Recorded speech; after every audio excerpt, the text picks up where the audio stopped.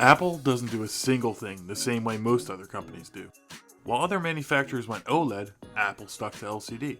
When Samsung went to the hole punch cutout in their displays for the selfie cameras, Apple stuck with the notch. When Razer debuted a 120Hz LCD panel, Apple stuck to 60Hz. The Apple way is to wait for tech to develop past the experimental phase, allowing other companies to essentially do their R&D for them. But a year after release, with the new 13 Pro model iPhones already here, bringing with them 120Hz OLED panels, and the 14 Pro models looming on the horizon, potentially ditching the notch altogether, is the 12 Pro Max still worth it a year later? I'm Dave with Tech Stuff. Let's find out.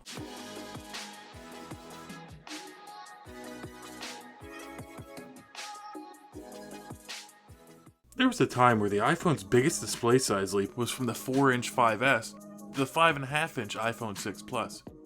And while that leap isn't quite as large from the 11 Pro Max to the 12 Pro Max, you're still getting a beautiful 6.7-inch OLED display, up from 6.5 inches on the previous year's 11 Pro Max. Coming in at a resolution of 1284 by 2778, it's extremely sharp, being an OLED panel sourced by none other than Samsung. And despite it being cast away at 60Hz in a world of 120Hz and higher OLED panels, it's one of the best you can get, in terms of contrast, color reproduction, and sharpness. Listen, I'm all for faster scrolling and smoother animations, but the 12 Pro Max already struggled with battery life as compared to its predecessor, so I was content with the 60Hz only option, even if it did feel a bit dated. And before we move on, the notch, be it ever so lovely, is still here in all of its massive glory. While everyone else has moved on to punch holes or under display tech, Apple is happy to keep the notch, even on its newer 13 Pro models, albeit slightly smaller. And stay tuned to the channel and subscribe, as I intend on covering the 13 Pro Max as well. As for the rest of the iPhone, it's the same affair it's been since the iPhone X, when it comes to build quality. More or less. For the 12 Pro series, Apple made the switch to a boxier flat-side design, akin to the iPhone 4S glass sandwich design of yesteryear, which, at least for me, was a very welcome change. While it does make it slightly more cumbersome to handle, without the rounded sides we've all come to expect from iPhone, it's as Apple most often does, form over function, and I can't knock it for that, since it definitely does look fantastic. And hey, it stands up on its own, which is a neat parlor trick. The button layout remains unchanged, though I'm sure Apple moved them ever so slightly yet again. Also unchanged from the prior model is the IP68 dust and water ingress protection, up to 6 meters for up to 30 minutes, or for those of you who measure things in Big Macs per Corvette, a little over 18 feet.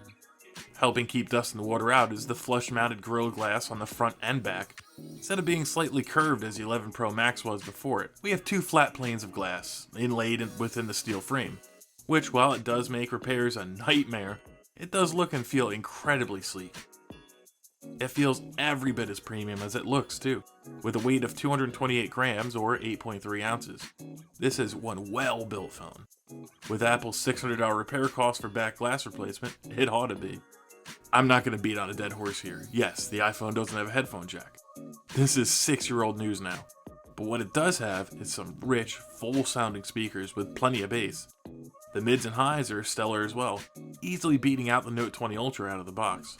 And since there is no update to Apple's 3.5mm dongle that doesn't come in the box, nor does a charging brick for that matter, wired audio is about the same as the 11 Pro Max. However, what has changed is Bluetooth audio, with slightly lower latency, though I wouldn't expect a world-changing difference if you're coming from an earlier model iPhone. Overall, there's nothing to complain about here, and really not much else to say, so we'll keep moving right along here, since it's difficult to get a flagship with poor speakers these days. Every year, Apple pushes the envelope with smartphone performance, which is no surprise seeing as what they're capable of with designing their own computer chips, like with the new MacBook Pros. The A14 Bionic and the iPhone 12 series took the massive performance gains of the A13 and dialed them up even further, which has me questioning, at what point will phones require a fan to keep thermals under control? It's getting a tad bit ridiculous. And with the A14 and the Pro models, we saw the first iPhones with more than 4GB of RAM as standard, with every model of 12 Pro and Pro Max seeing a modest bump up to 6GB. This results in a multitasking powerhouse. You can load it up with as many apps as you'd like, and you can't seem to get it to drop any from memory. gaming performance is stout as you'd expect as well, even if you don't have the benefits of 120Hz. Even more than a year later, and it still holds true. While the 12 Pro Max does get substantially warm under heavy loads, the only thing it seems to affect is battery life. Speaking of battery, the 11 Pro Max was far and away the best battery life I have ever seen in a phone. Not only would it last 2 days, but it would sometimes even push a few hours into the third. With the 12 Pro Max, however, that was not the case. With the addition of 5G for the first time in an iPhone, we also got a smaller battery than the 11 Pro Max as a result, since 5G antennas take up far more space than 4G does, at least for millimeter wave. Where the 11 Pro Max saw insane double-digit screen on time, the 12 Pro Max only musters 5 to 7 hours, depending on usage. With a 3687 mAh battery, it's significantly smaller than the already small for 2020 standards 11 Pro Max's 3969 mAh cell, and you can feel it. If you're a heavy user, you'll be reaching for the charger that doesn't come in the box far more often, with maximum charging speeds down to just 20 watts from the 11's 30. Don't expect the 12 Pro Max to be the endurance champion of your dreams if you happen to pick one up. It'll be interesting to see how the 13 Pro Max stacks up when I get my hands on it. Since 2007, iOS has continually refined and gotten more intuitive, even if its appearance hasn't changed much. However, in the last few years, it has borrowed more features from Android, such as home screen widgets, app library, and its notifications, an area which, in my opinion, Android still leads iOS. Though what I appreciate about iOS is just how easy it is to pick up and use, whereas Android is slightly more difficult, though with that trade-off you do get far more customization, which is yet another area Apple borrowed from Android in. Since now you can technically change your icon shape and color, but be warned, to do so you're creating Siri shortcuts, not actually changing your app appearance, and you have to pay for it. Once again, housed up in that giant notch is Apple's stellar Face ID biometric unlock system, with the same flood illuminator, dot projector, depth sensor, and front-facing camera configuration that's been employed since 2017's iPhone X, though it has improved drastically in terms of speed, as well as the angles in which it will unlock from. It would be nice to have Touch ID to go along with Face ID, as most people continue to wear masks. With rumors of the iPhone 14 Pro series coming with an under-display fingerprint scanner in tow, with Face ID, perhaps we could see its return, though I wouldn't hold your breath on that. Year after year, around the industry, cameras are one of those incremental upgrades, rather than revolutionary. Same story here for the iPhone 12 Pro Max. While the rest of the industry moves towards 48, 50, 64, 108, and even a rumored 200 megapixel camera, Apple sticks to its tried and true 12 megapixel triple camera setup, which consists of a 12 megapixel primary camera with an aperture of f1.6. It's capable of 1080p 30, 60, 120, and 240 fps slow-mo recording, as well as 4K 24, 30, and 60 fps in HDR as well as Dolby Vision HDR. Shots from this camera is as you'd expect from an iPhone, which is to say amazing. The colors, details, contrast, and dynamic range are all absolutely brilliant. The second camera, also of 12 megapixel resolution, is a 2.5 times telephoto with an aperture of f2.2 and is also capable of 1080p and 4K video recording. While it's not a crazy 10 times optical periscope camera, it does take you in further than any iPhone before it has, while still retaining that signature iPhone quality we've all come to expect. And finally around back is the 12 megapixel ultra-wide with an aperture of f2.4 and 120 degree field of view. The only issue with the ultra-wide is when the light gets low, something the other two cameras don't suffer with, pictures in low light.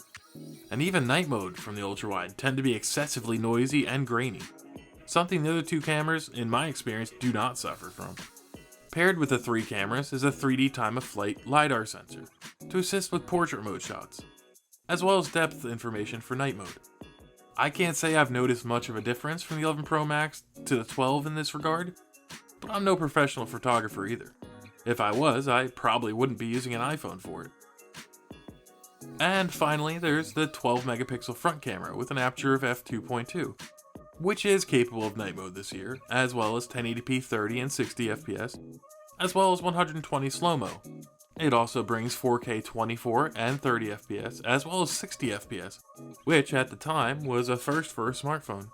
Shots from the selfie camera are great. They're plenty detailed, colors are great, and it doesn't struggle with brightly lit conditions, as many front cameras seem to. This year, the front camera gets night mode functionality as well, two varying degrees of success.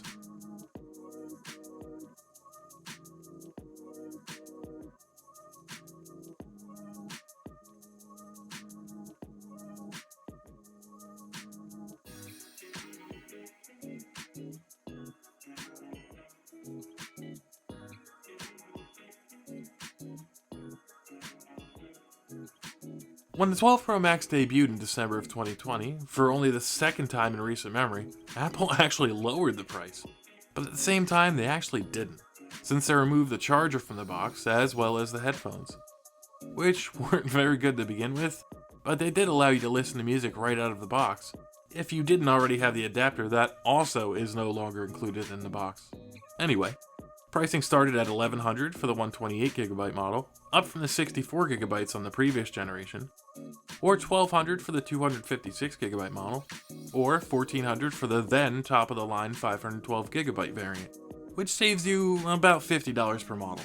Though you can find the base model for around $700 to $800 right now if you look carefully. If you've been watching my videos for a while now, you already know how I feel about the pricing of flagship phones, so I won't repeat myself again.